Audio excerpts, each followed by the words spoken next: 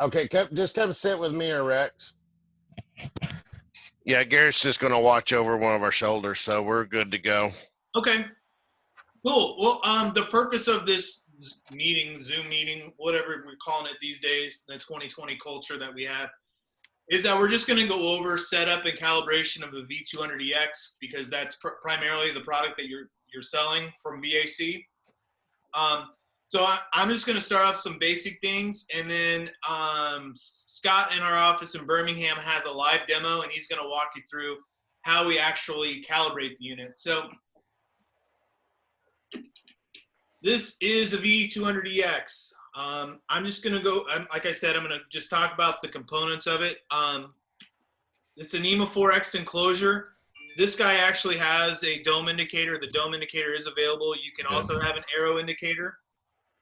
On the back, this is where we would have a Nomore spindle or other spindles that are available. You guys primarily use the D1 spindle, and it's just loaded, spring clip loaded in, and it pops in and out, no problem.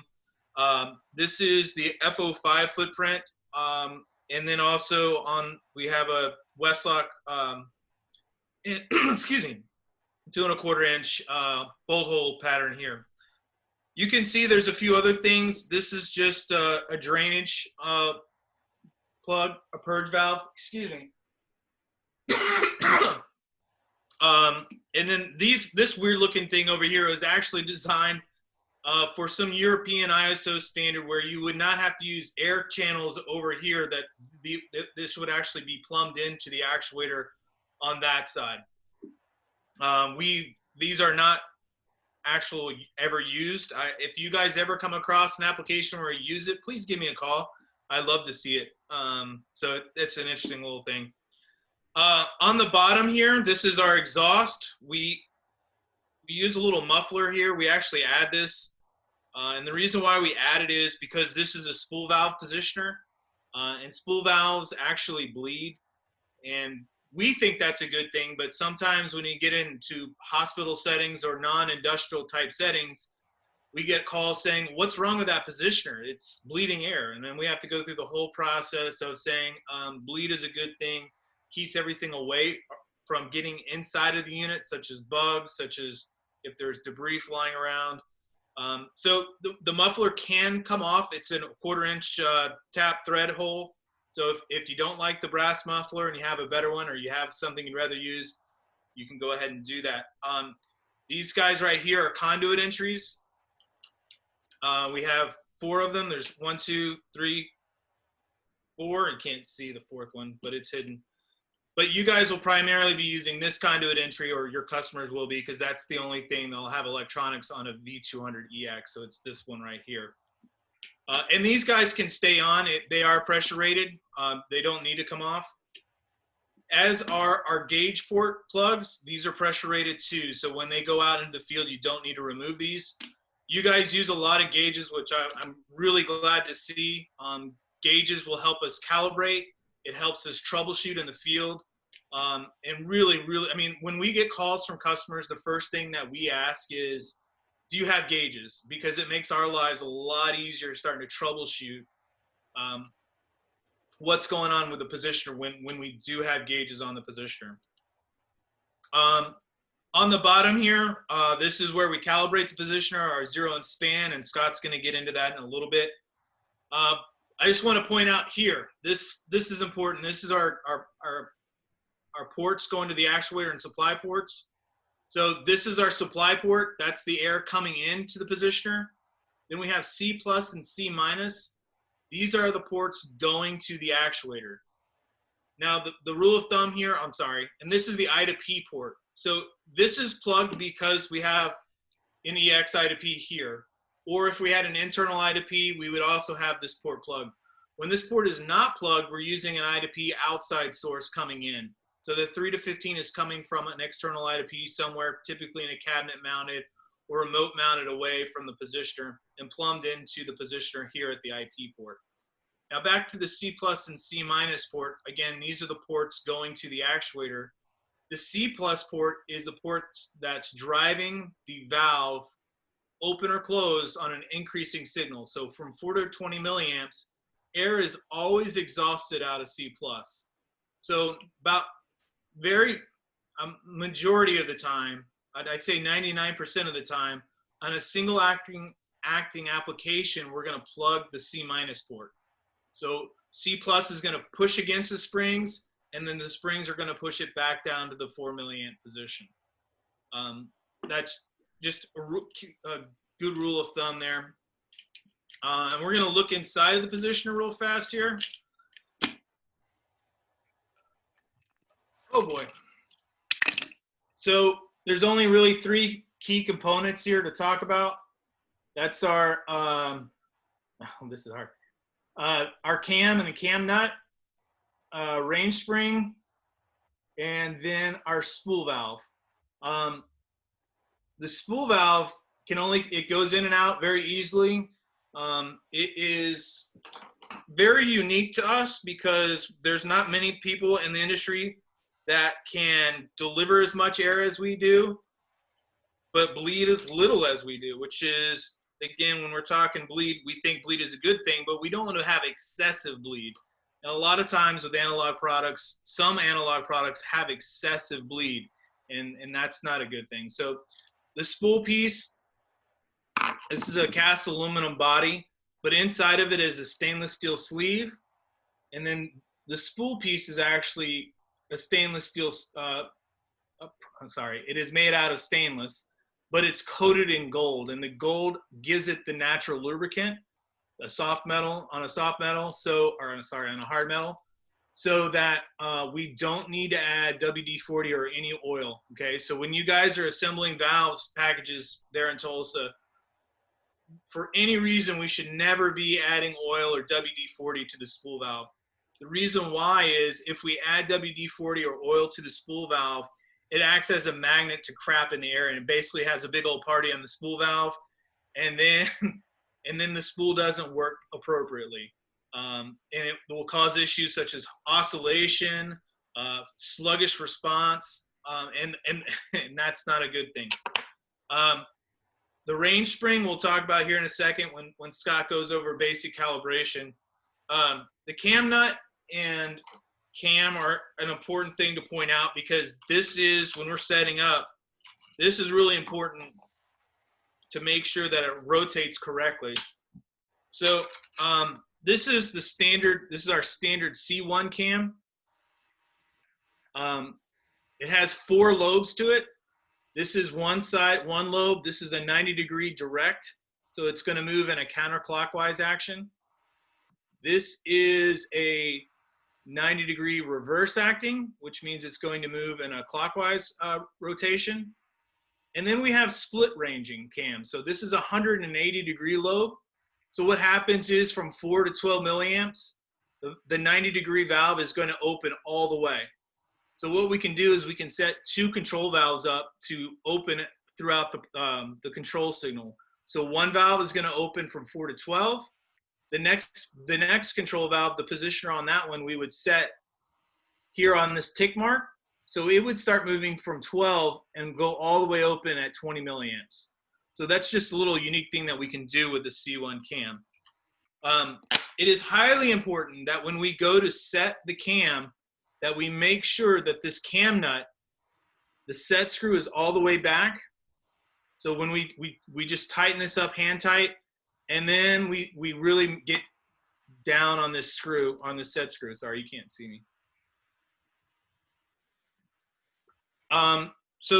Those are the basic things of the positioner. So now what we're going to do is Scott's going to kind of walk you through how we calibrate the unit, and then we're going to talk a little bit about some things maybe that during setup we might see and troubleshoot, so that we give you as much information as we can to help you guys out. So Scott, do you mind talking us through? Yeah. All right, guys. What I've got here, Randy had kind of gone through it a little bit about our porting and everything. What we were using on this particular unit is I've got a double acting rack and pinion. So we're going to air up to go open and air to go close, both. So we have air on both directions. I'm just going to remove the cover so you guys can see inside the unit a little bit. And initially, we're going to pull the arrow so you can see inside the unit. Pull the arrow on. The EX I2P is mounted externally versus the standard unit. It's going to have the I2P is mounted in this area. There'll be a plate here. Like Randy had gone over, the I port is going to be plugged out here on the air input side where all the air connections are. We're going to make sure that it's plugged. So the V200EX with the EX, when we go into calibration, there are some zero and span adjustments on the I2P. We never want to calibrate or mess with these. These oftentimes people get into the units, they go to try to calibrate the unit, and they'll try to calibrate the zero and span from the I2P, and that's not the correct way to do it. Those are preset at the factory. We don't have to adjust these anymore. This being an electro-pneumatic unit means what we're going to give it is a 4 milliamp signal, and it should be at our zero position. 20 milliamps will go to the full span. So when we have 4 milliamps on the unit, we should see 3 psi on this gauge, and at 20 milliamps, we should see 15 psi on this gauge. So that's what this is going to change, is the 3 to 15 output of the I2P into the positioner, and we don't want to adjust that. It's properly set from the factory. Yeah, let me make emphasis on that point. Do not jack with the zero and span on the I2P. If it is off, it'll be off just a little bit, and there's plenty of spring in the range spring to overcome any of those out of alignment calibrations of the I2P. Correct. So on this unit, I've gone ahead and mounted it up. Like Randy said, I plopped the spindle in the back side of it. It's 2 clicks. Make sure you get both clicks in so that the spindle's fully engaged and won't spin on you. Bolted the unit up. Now it's like going back a little bit. So as far as air supply, we've got air supply to the middle port of the 3 ports. We have a C plus and C minus. As we increase signal on this, we're going to see output on the C plus begin to increase. As we increase our 4 to 20 signal, the output on C plus will increase. So at 0, we're going to connect our C minus to our closing port and our C plus to our opening port. So as I said, as we increase signal, we're going to increase output on C plus, which is going to drive the valve to the open position. Or in this case, really just it's going to drive it counterclockwise. Once we get air on the unit and have it tubed up, when we mount the unit, like Randy said, the first thing we're going to do is we're going to make sure we have this cam set properly. And the way to do that is we're going to loosen this set screw. We're going to rotate this cam a little bit so we have a little bit of a gap. I'm not sure if you guys will be able to see it, but there'll be a little bit of a gap between this screw or the roller bearing and the point.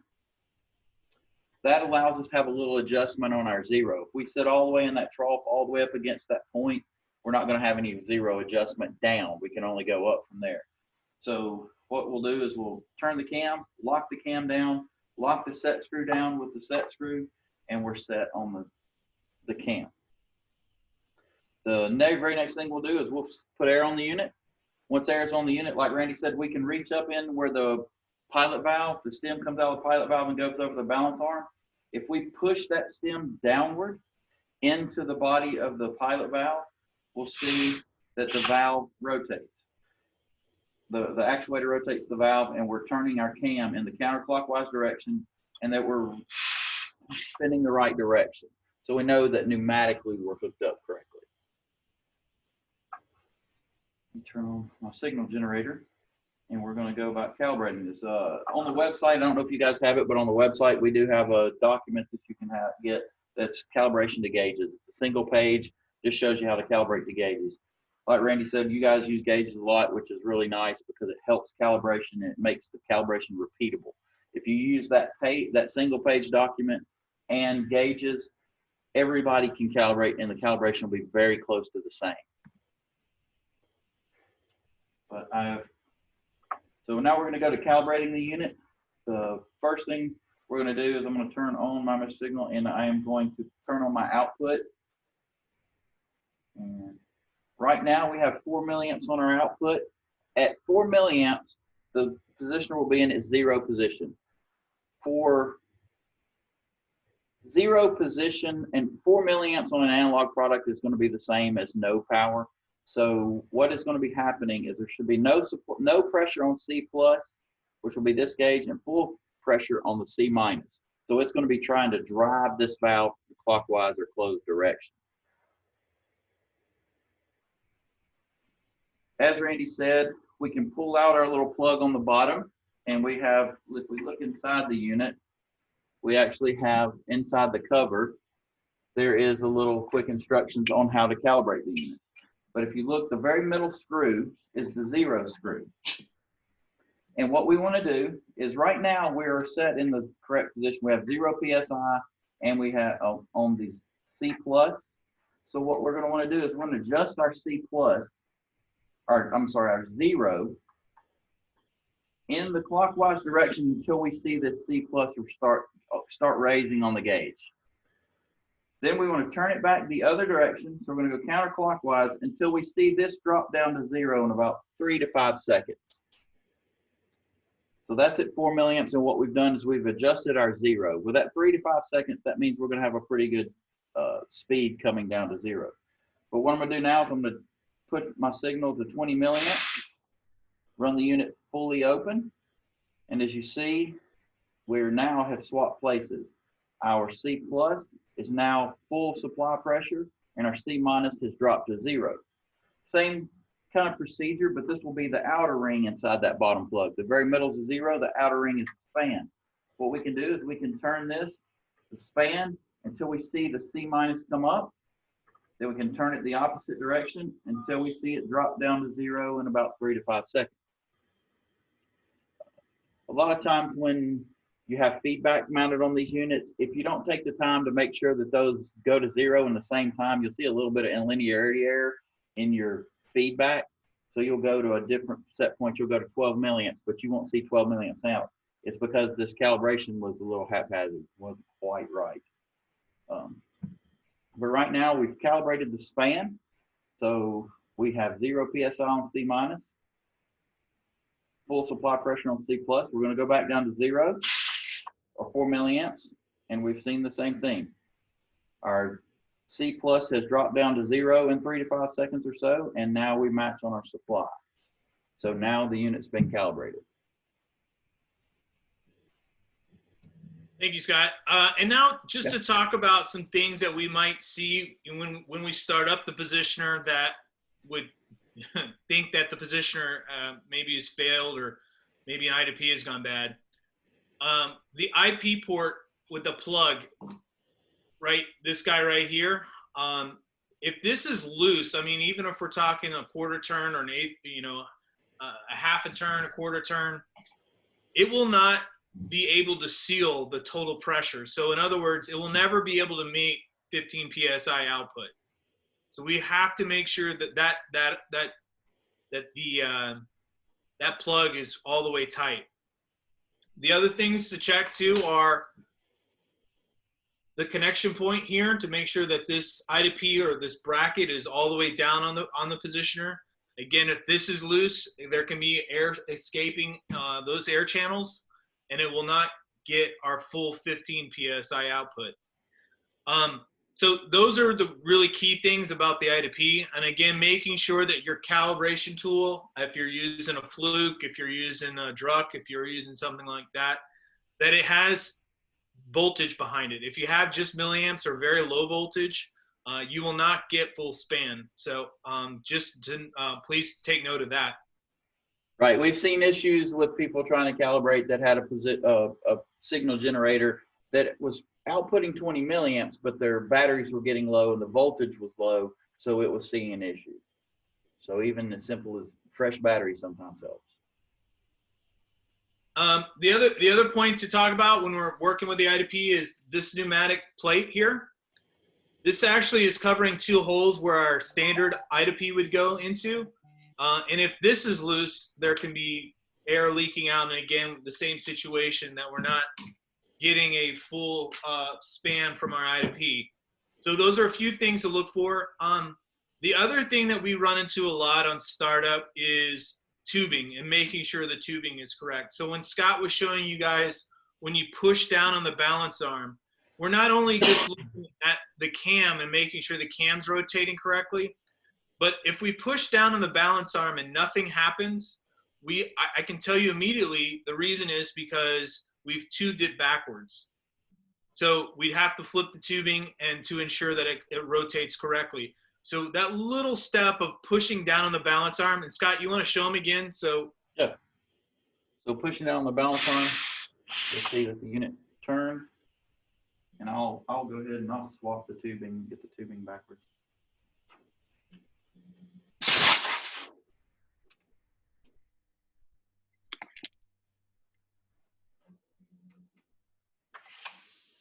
So first you'll see that it might immediately stroke, but now as I pull down on this arm, nothing's happening. Push up on the arm, nothing happens. So we know at that point that it's pretty much a given that the tubing is backwards. yeah. And the other thing you might want to show them too is how the positioner responds to input signal when the cam is on either backwards or totally incorrectly. Because a lot of times you might be able to get zero and span, but you're not going to get the in between the full range of a full linear range in a 90-degree actuator. So what will happen is at 4 or 5 milliamps, it might respond correctly. Then all of a sudden it flies open. We get that call pretty much every week. Hey, Randy, I have a prop positioner that it's all of a sudden working fine, then flies open, and then takes it a long time to figure out go closed. But when it finally does go closed, it slams closed. So that immediately tells me that something's wrong with the cam. So yeah, and just Scott, just on a midway through or something. And really, this happens a lot because what happens is when you go to mount this on the actuator and you don't loosen that cam nut, what happens is you rotate the positioner enough that it will be way off. And so the cam will be set like this. And so if Scott, you can. Yeah, I don't know if you'll be able to see, but what I've done is basically all I've done is the C1A side, so you know you're on the right side of the cam, at least it's facing the right direction. But what I've done is I've jumped the roller bearing on the other side of the little point. So it's not working on the 0 to 90 degree side. It's actually on the 0 to 180 degree side. But we'll show you how it kind of functions. The unit will function, just not properly. So like Randy said, it's all in the setup. And a lot of that happens is if you go to change the orientation on this positioner, if you want this porting to be facing up, instead of loosening the cam, a lot of times people will just take the bolts out, crank it around where they want it to be, put the bolts back in.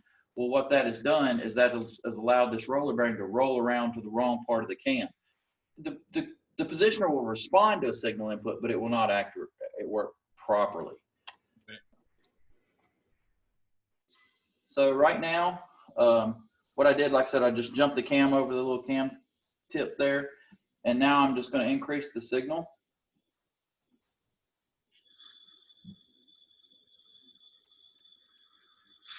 So 4 milliamps, 5. So that's 12 milliamps, almost 90 degrees. So 12 to 20, there's little to no change. Now as I come back down the scale, 18, 17, 15, 14, 13, 12. Now it's starting to move a little. 9, 8, 7, 6, 5, 4. So that's 4 milliamps. And it's back to the correct zero position on the cam, but it's not fully closed yet. So you get control, but it's not proper control. So you'll know that and now for it to actually drop off, if I turn it off, drop the signal completely, it'll go fully closed. But that shows how it's not linear. 4 and 20 changes, as soon as I power it up, turn the signal back on, it'll stay at the closed position. But as soon as I start increasing signal, it goes up to 90 degrees. But when I come back down the scale at 4 milliamps, it doesn't go closed again. So it's a simple issue with just the cam not being set correctly. Another issue we see with cam setting is a lot of times you have to be sure that Randy, I don't know if you have one. Do you have one of the cam nuts loose? Yeah. Or I can pull this one. When you loosen the cam nut, which is the little screw here, or the set screw here, when we turn the unit over, we want to make sure it's beyond flush, that we don't want that that set screw sticking out this side of the set screw, because what happens when you go to tighten this down, it'll hit that cam and kind of give you a false sense that it's now tight. When you go to crank down on it, it's not going to be right. And what could happen, or what may happen, is when that does that, the cam's going to slip. So you'll initially set it and it seems okay, but after it strokes a few times, it may start slipping, and now your calibration is going to be way off. And I'll show you kind of what. And another thing that happens is, and this will be we talked about earlier about making sure the cam or the spindle's double clicked in the back. If the spindle's not double clicked in the back, it's going to act just like it had a loose cam. So now the cam, I've actually just left it loose, so the cam nut is loose. Put the indicator on so you can get a little better idea of what's happening. So at 4 milliamps, we have no movement, but as soon as we start increasing signal, it's gone full stroke. And that is because the cam nut's loose and it doesn't have a feedback. So as soon as you see any signal put on a unit, if it runs automatically all the way open, generally that's a sign that the cam's loose, the spindle could be disconnected or something along those lines. So that's as simple as loosening the cam nut or the set screw, loosening the cam nut, just being sure that you start at the 0 position, you set the cam properly, and then go from there. Just while we're talking too, it's really important to do 0 and span, as Scott showed you how to walk through that and get it really close. But it's also important to make sure you do an incremental step up through the process, because if you just check 4 and 20 and nothing in between, you might not catch the fact that the cam's not set properly. So make sure that you do your 4 and 20, but also make sure your 75 and your 50 and your 25 looks good. And one way that I've always do it when I'm in the field or when I'm in the service centers is I put the top on and just make sure that the arrow tracks according to my input signal. So like as Scott's doing now, if you give it 25%, which is 8 milliamps, that arrow should be close to 25, and then 50% it should be right on 50. It's just a really good thing to do to make sure that the valve package is calibrated correctly. The other thing that I'd point out too, guys, is that when you're mounting these up, this process should take probably at most 5 to 10 minutes of mounting and calibrating it. Of course, when you're putting stainless steel tubing, that's going to take you a little bit longer. But the point is that if something is going on longer than 10 minutes of calibration time, step back and call us. So maybe something has gone wrong that we can help you with. It could be a gamut of issues that maybe a lot of them are the ones that we've talked about today. But don't ever feel bad about stepping back and calling us so we can assist you. Because we get a lot of calls every day from customers asking questions about setup. And setup's our #1 call. We hardly ever get calls that the positioner's been in the field for 3 years or 2 years and all of a sudden something's changed. It's very rare that we get that. The other thing that I want to talk about is you guys use a lot of the third-party kit. So this is, I don't know if you guys use Topworks or Westlock or whatever, but this is to mount a third-party limit switch. In this case, it's Topworks. So we can have limit switches and a 4 to 20 output in here. And it just basically mounts on top of the V200. There's a little intermittent piece that connects to the dry shaft of the positioner. And then this guy mounts directly on top.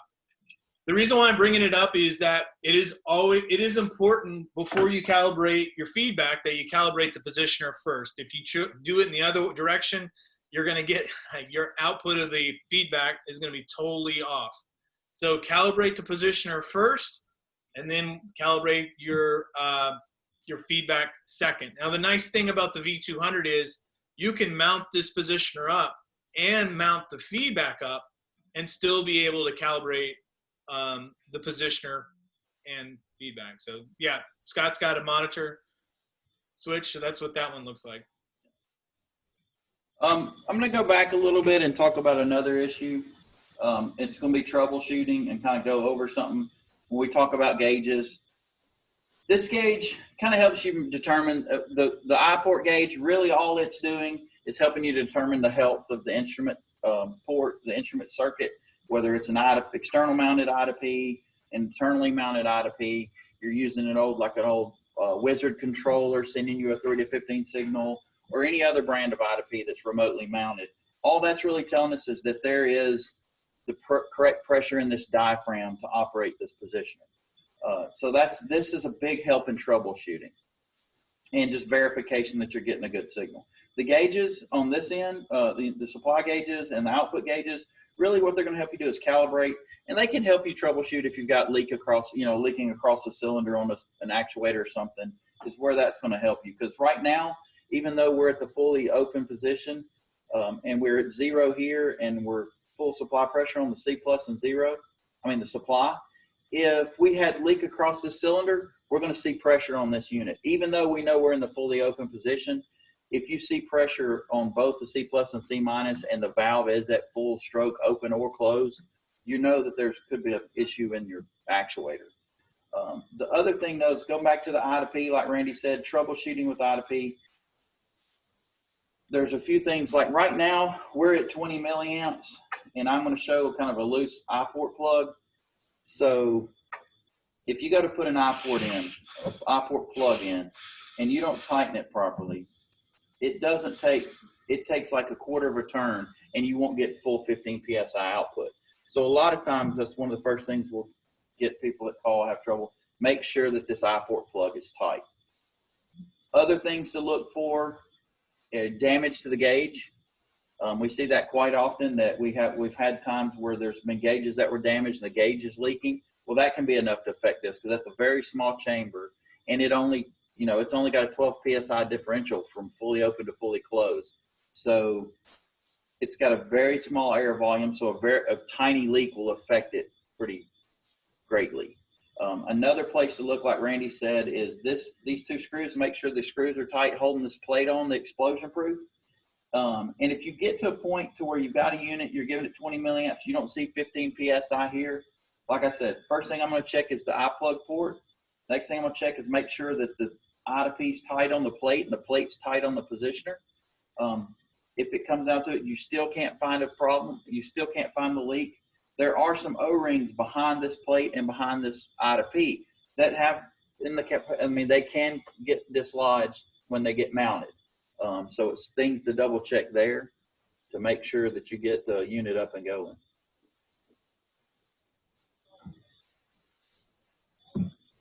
Do you guys have any questions? This positioner is it's a very basic positioner. We deal with it all the time, so we have that advantage. I know you guys deal with lots of things, but again, I already said this earlier, but if there's ever an issue or something comes up, feel free to call Scott or feel free to call me. We're here for you guys, and a lot of times we've experienced this before, so we know exactly what's going on. So do you guys have any questions? You can either put them in the chat or you can unmute the mic, talk to us. Unmute the mic, yeah.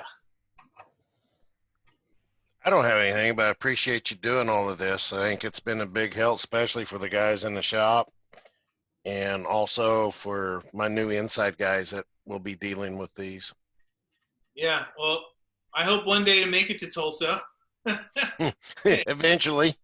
Yeah, I'm actually heading to Dallas tonight, but maybe Tulsa in the future. But it's funny because different people have different things going on. Like I know one of the customers in Dallas is kind of leery for me, so he wear a mask, and I can't, you can't be in one big room. So it'll right now, MRC still not allowing visitors. Yeah, I'm not surprised by that. So. When it comes to, like I said, the shop guys, inside guys, whoever, if they get into something and they have questions, we're all, contact any one of us. Contact Randy, call us here at the office. We'll all do what we can to help. Yeah, our biggest problem is the problem we don't hear about. So let us know. Joe, you got anything? Yeah, Joe just said he had no questions, and thank you for our time. So Rex is the last one. I assume Rex is good. Yeah, I think so. Good information. The optional mounting bracket for the external limit switch. I'm starting to pick up and remember all these things now. So, Cool. and I got Cheryl's contact info, and Yeah, whenever you contact email wise to Cheryl, make sure you copy me too, so I can jump in and help out from time to time. But Cheryl's, if we didn't have Cheryl, we'd be up a creek without a paddle. So she's our everything. Yeah, Rex is the one. He's over the John Zink account internally. So, and that's by far we use. I would say 95% of all the ones we're doing is everything's for John Zink. So, Gotcha. Well, like I said, don't hesitate to call, email, whatever, any one of us. Me, like I said, me, Randy, Cheryl. So we'll do what we can to help.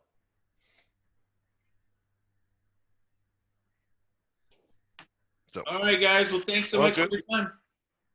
All right, thank